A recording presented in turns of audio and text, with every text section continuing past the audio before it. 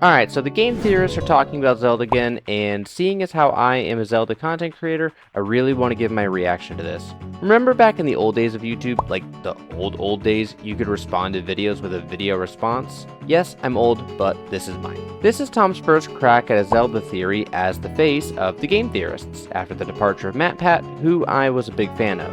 Tom gave his and Team Theorist's opinion on why the Wild Era titles, Breath of the Wild and Tears of the Kingdom, haven't yet been placed on the Zelda timeline. I actually was thinking that they were really onto something, and I was intrigued to see where they landed as Tom was explaining why he thought the games were placed where they were placed, and oh boy, the conclusion definitely was not what I was expecting. I think that we have a clear, concise, definitive reason that their placement that Tom gave is incorrect, and it might not be for the reason you're thinking. So strap in for my reaction to the game theorists' placement of Breath of the Wild and Tears of the Kingdom on the Zelda timeline. Alright, so let's quickly recap where the game theorists landed. Breath of the Wild and Tears of the Kingdom sit at the very end of the timeline, or timelines to be more specific, not assigned to one of the three branches. According to Creating a Champion, Breath of the Wild lore book, the timeline placement has been left intentionally vague, and that it's up to the player's imagination. But seeing as how Echoes of Wisdom was just placed on the timeline, that shows that Nintendo still cares about the timeline, a sentiment some in the Zelda community had rejected after playing through Tears of the Kingdom. Tears was actually a big piece of the game theorists' rationale.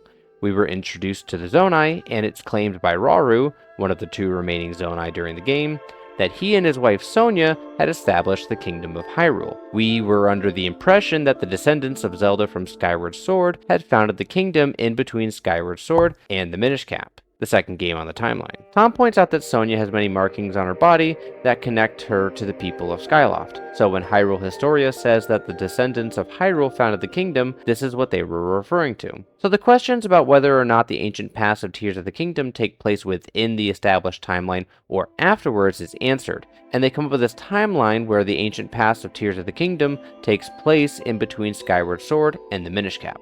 So with that portion settled, it was time to place the main games we play through. This is where I think Team Theorist makes its strongest point, and it's one that I've seen alluded to in other timeline placement videos. The current Zelda timeline consists of over 20 canonical games, and there's no sign to suggest they're going to slow down. So more games are coming. We currently live in this three-branch timeline construct where we have a origin timeline and a breakpoint around Ocarina of Time. This is a massively impactful title from a lore perspective that many Zelda titles will lean on from a lore perspective. On the timeline, there's a path where the hero defeats Ganon, and then when Zelda sends Link back to when he was a child before Ganondorf had taken over Hyrule, this creates another split in the timeline. On the other hand, we have a split from the origin timeline where Link is defeated by Ganon. The point Tom makes is that if this particular death is a valid reason to create a timeline split around, then who's to say that the deaths of other Links aren't also valid reasons to create timeline splits from?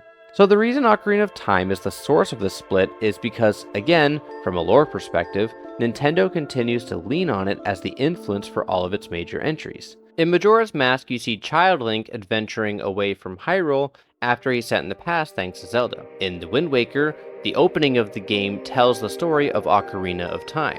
In Twilight Princess, a prominent figure in the story is the hero Shade, who is the hero of time from Ocarina of Time. This is a crucial moment in Zelda history, both in the real world and in the context of the games. So I think it makes sense that they choose Ocarina of Time to center the split around, but I still remain steadfast. Tom, I think you're on something.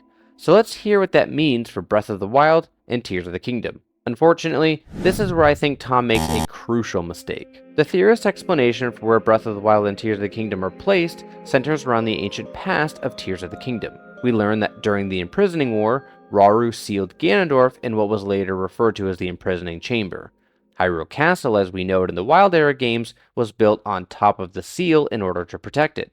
My theory is that this was built by the Sheikah, but I've already talked about that in an old theory video of mine. Anyway, in an alternate set of events, just like the justification for the split after Ocarina of Time, Rauru failed at sealing Ganondorf away. Ganondorf would have defeated all the sages, including Zelda. Now, that throws all of Breath of the Wild and Tears of the Kingdom into chaos for a very confusing reason. See, in Tears of the Kingdom's past, Zelda is Zelda from Breath of the Wild and the present of Tears of the Kingdom. In the very beginning of the game, Zelda transports herself back in time to the era of the Zonai. She eventually becomes the Light Dragon who restores and powers the Master Sword for Link to use during the present of Tears of the Kingdom. There's this unbreakable link that connects the ancient past of Tears of the Kingdom to its present. It's a bootstrap paradox, a term every hardcore Tears of the Kingdom fan became very familiar with after exploring the lore of Tears of the Kingdom. A bootstrap paradox is a paradox of time travel that occurs when any event ultimately causes itself. Zelda goes back in time to retrieve the Master Sword, assist in the defeat of Ganondorf, and holding on to the Master Sword for Link. In the chambers that lead to the imprisoning chamber beneath Hyrule Castle, we see evidence of Zelda existing in the past. But she wasn't born until 117 years prior to Breath of the Wild. Yes, that's true. And the ancient past of Tears of the Kingdom is at a minimum 20,000 years before the event of the game. So Zelda is stuck in this bootstrap paradox. There's technically two of her existing at one time, because technically between the time she is born and the time she travels back into the past, she's serving as the Princess of Hyrule and flying above the clouds as the Light Dragon.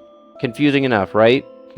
Like I said, welcome to the Zelda community. All that to say, if Zelda dies during the battle in the imprisoning chamber, how could Tears of the Kingdom happen? They couldn't, because the bootstrap would be broken. Tears of the Kingdom happens. We play the game. Zelda isn't dead. If she died, there's no Tears of the Kingdom. This is the unbreakable link that makes it impossible for Ganondorf to actually win. The events are predetermined. But let's say Tom's theory is correct and Rauru failed to seal Ganondorf.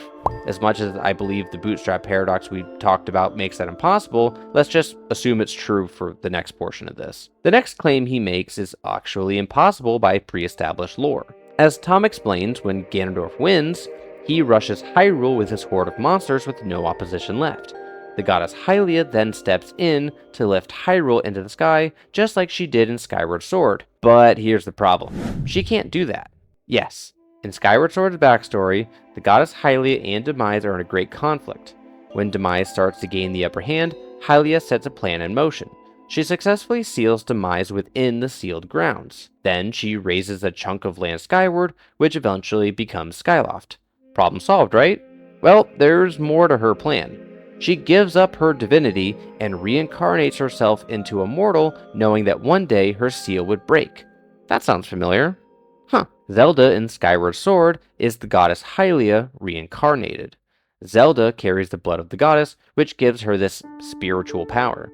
Pre-reincarnation, Hylia is a goddess and can do crazy things like send landmasses skyward. Once she gives up her divinity, she loses this ability. Now, I know what you might be thinking. The sages in Tears of the Kingdom raised the Great Sky Island into the sky after Zelda became the Light Dragon, so it's not just goddesses that can raise landmasses. So what if it wasn't Hylia? Well, remember, the reason Tom gave was that Ganondorf defeated the sages in the imprisoning chamber. The sages were likely endowed with this spiritual power Hylia had to raise landmasses, but Ganondorf defeated them. There wasn't anyone else around left to do this magic land raising. The Zonai are all extinct now, the sages are defeated, it's just Ganondorf with 8 secret stones. There's nothing left to be done in this branch. Ganondorf won. And even if you say, okay, what if Ganondorf won? There's a branch of the timeline where Ganondorf wins, and we have like half the Zelda titles in this branch. There's still a key difference between the events that lead to the downfall branch and the events that the game theorists are asserting. In the events that lead to the downfall branch, the 7 sages still get together and seal Ganondorf away. He's sealed away in the Sacred Realm with the Triforce. The sages weren't a part of the battle where Link is defeated, and Zelda lives and assists the sages with the sealing even though she lost her piece of the Triforce. The sages were a part of the fight against Ganondorf. And I mean, if Rauru fails in sealing Ganondorf, I highly doubt he's letting the sages out of that chamber alive. But even if the sages somehow sealed Ganondorf like they do in Tears of the Kingdom, that's exactly what the theorists are arguing what didn't happen.